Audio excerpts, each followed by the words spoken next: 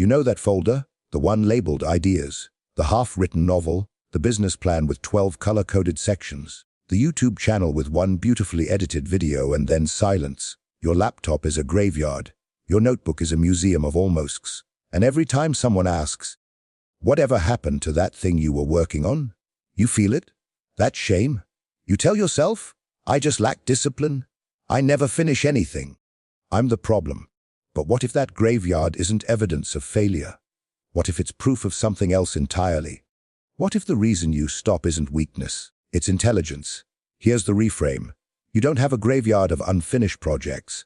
You have an idea incubator, and your pattern of starting, exploring, and pivoting isn't a flaw. It's an adaptive survival strategy. Psychologists call this exploratory behavior, the drive to scan, test, and gather information before committing resources. In uncertain environments, the explorers survive, the ones who sample widely. The ones who don't bet everything on a single path too early. Your unfinished projects. They're reconnaissance missions. You were sold the myth of the finisher. Pick one thing. Stick to it. Follow through no matter what. It's the factory model of success. Assembly line productivity. Start, grind, finish, repeat. But you don't live in a factory economy anymore. You live in a volatile, creative, rapidly shifting world. The old model is like training a racehorse to run one straight track forever. You're not a racehorse, you're a scout. And when you left projects behind, your brain wasn't malfunctioning, it was scanning for higher return on attention.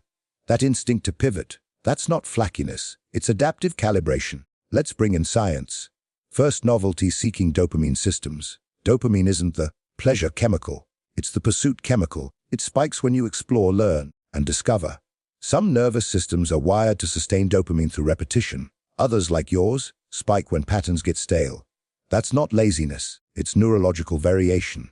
Second, divergent thinking, the cognitive ability to generate multiple ideas and possibilities. High divergent thinkers start more things because they see more options. Think about someone like Leonardo da Vinci. He left behind unfinished paintings, half-designed machines, notebooks bursting with abandoned concepts. Was that incompetence or cross-pollination? His anatomical sketches informed his art. His engineering experiments shaped his perspective on movement and light. Your abandoned podcast might inform your future business. Your half-written book might shape a speech you give 5 years from now. Nothing was wasted. It was compost. Now here's the real feared. But I still feel behind. I still don't have something to show. That anxiety is real.